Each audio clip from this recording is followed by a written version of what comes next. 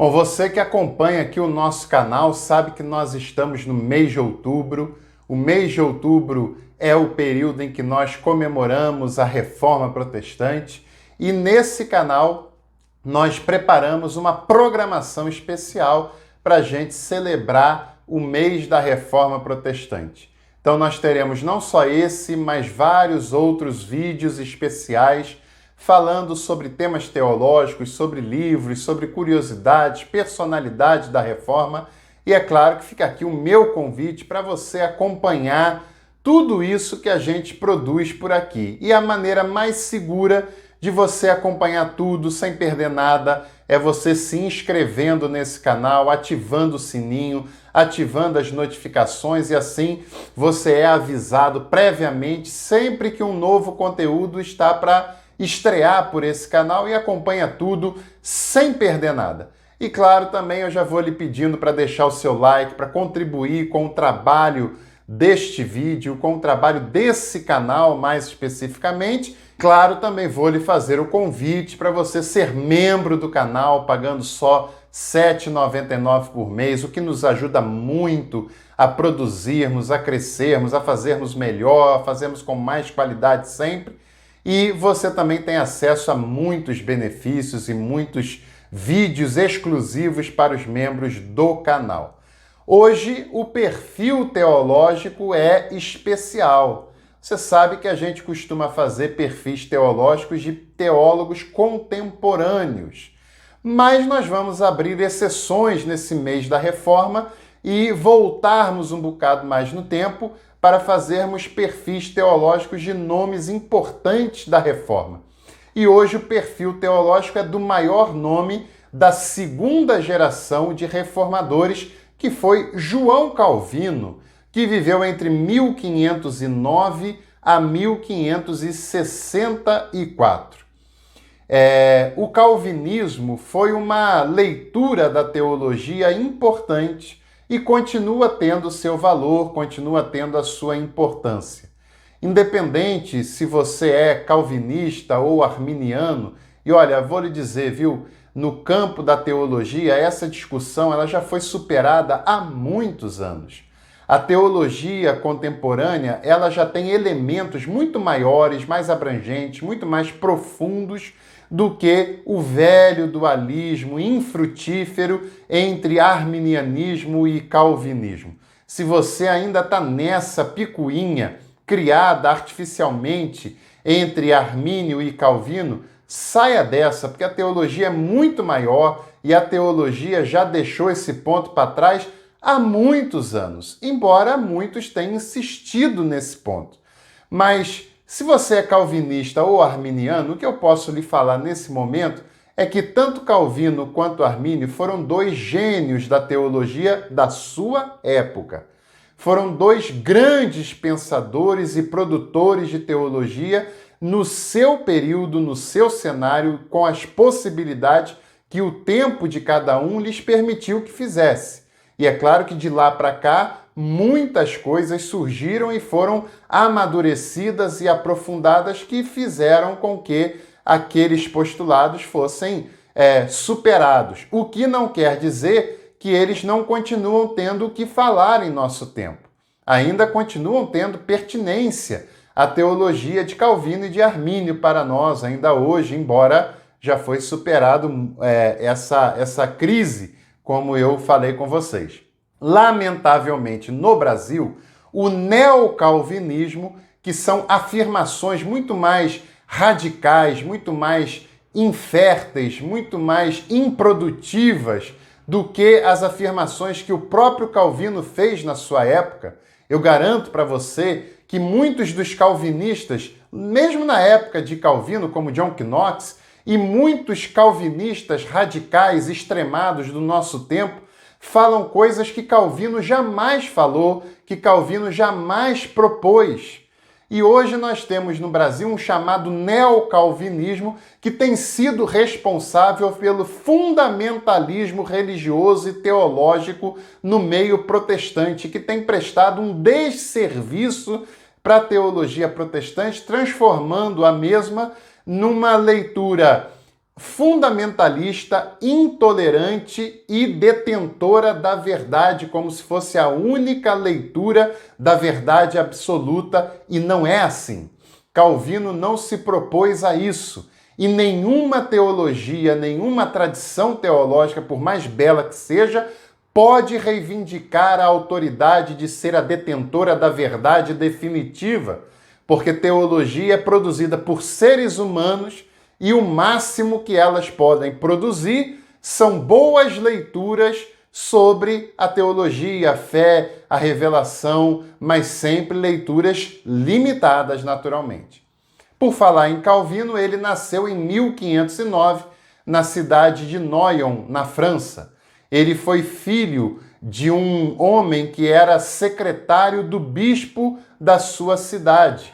E ele teve todo o seu sustento relacionado ao trabalho do pai, que lhe permitiu uma boa educação. Calvino foi enviado para estudar teologia em Paris, que era o grande centro daquela época, e foi em Paris, enquanto estudava teologia, que Calvino teve contato com as ideias ainda incipientes de Martinho Lutero, mas mais do que isso, provavelmente foi em Paris, enquanto estudava teologia, que Calvino teve contato com o humanismo e principalmente o humanismo bíblico, que influenciou muitos reformadores, muitos nomes ligados à reforma protestante e que trouxe elementos muito significativos para a produção da reforma, tanto em Lutero, Zwinglio e Calvino também. Muitos especialistas acham que o Calvino se interessou pela reforma muito mais pelo contato que teve com o humanismo do que pelo contato que teve com as ideias do Martinho Lutero. Em 1529, o João Calvino foi estudar direito e algum tempo depois ele retornou para Paris, onde já era, vamos dizer, um protestante. Em 1536, o João Calvino tem que se mudar de Paris para a cidade da Basileia, na Suíça, porque naquela ocasião o protestantismo tinha sido declarado ilegal na França. Lembrando que a França era uma monarquia é um estado confessional e quem não era católico era ilegalizado, e o Calvino tem que sair da França para ir para a Suíça, que era muito mais livre, muito mais independente, e era uma confederação de 14 cantões, onde o Calvino pode viver livremente, ter contato com mais pensamentos humanistas, como o que influenciou Zwinglio, que era também suíço, e ter contato com a teologia zwingliana. É interessante que o Calvino tem mais contato com a teologia de Zwinglio do que com a teologia de Lutero, até por conta dessa aproximação do idioma, aproximação geográfica de Calvino indo morar na Suíça. Entre 1538 e 1541, o Calvino ficou na cidade de Estrasburgo, onde ajudou a produzir um movimento de reforma naquela cidade. Era interessante que na Suíça, em algumas outras cidades ali da França, como Estrasburgo, mais próximos da Suíça, haviam debates religiosos e quem vencia os debates, toda a cidade acabava se tornando defensora daquela interpretação, defensora daquela fé. E o Calvino, o Zwinglio, inclusive, participaram de alguns desses debates. Depois, posteriormente, em 1547, o Calvino retornou para Genebra, onde ajudou a enfrentar a tentativa de restauração do catolicismo naquela cidade.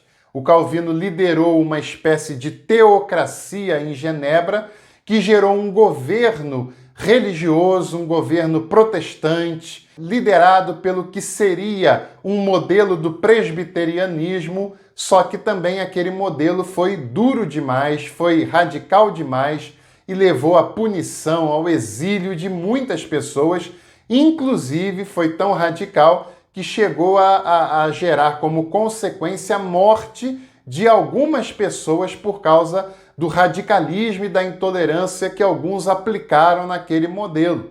Inclusive, o João Calvino chegou a ser expulso de Genebra e só volta para lá alguns anos depois, quando o catolicismo está tentando se reintronizar naquela cidade. Aí ele volta para lá e é uma das forças a impedir que aquilo viesse a acontecer. Outro dado também da vida de Calvino é que ele participou do julgamento que terminou com a condenação à morte do Miguel de Servetos, que era um teólogo daquela época e que acabou sendo condenado como um herege. Também é importante dizer que o Calvino escreveu textos muito importantes, como principalmente a grande obra da sua vida, que foram as Institutas da Religião Cristã. Nessa obra está expressa grande parte do seu pensamento, grande parte da sua doutrina, da sua teologia, e o Calvino veio a falecer em 1564, aos 65 anos de idade.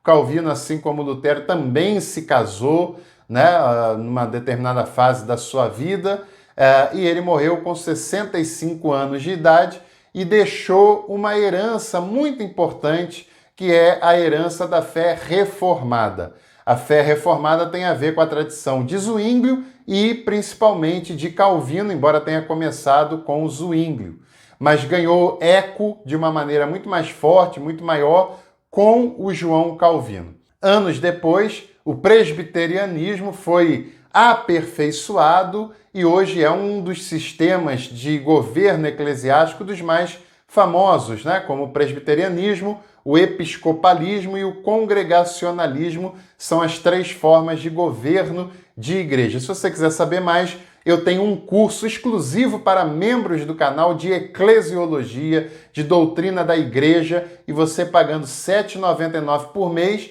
você tem acesso a esse curso, onde eu falo de várias outras coisas, inclusive dessas maneiras, desses sistemas de governo de igreja. E é claro que logo depois da morte de Calvino, o Teodoro Beza, que foi seu discípulo, inaugurou a Academia de Genebra como uma tentativa de continuar produzindo um pensamento calvinista. Anos depois, um aluno dessa Academia de Genebra foi Jacó Armínio, e ao entender o pensamento do Teodoro Beza, ele chegou à conclusão de que aquele pensamento não correspondia ao que Calvino tinha entendido. E ele vai se aprofundar na teologia de Calvino, não para refutar Calvino, mas para defender Calvino das interpretações que ele considera equivocada que o Teodoro Beza estava fazendo. Mas esse é um assunto posterior que eu só vou falar também se você escrever na descrição desse vídeo a palavra arminiano. E você escrevendo isso, eu vou entender que você quer que eu dê continuidade a essa história. Por enquanto, um abraço a todos e todas, se cuidem, fiquem bem e até a próxima.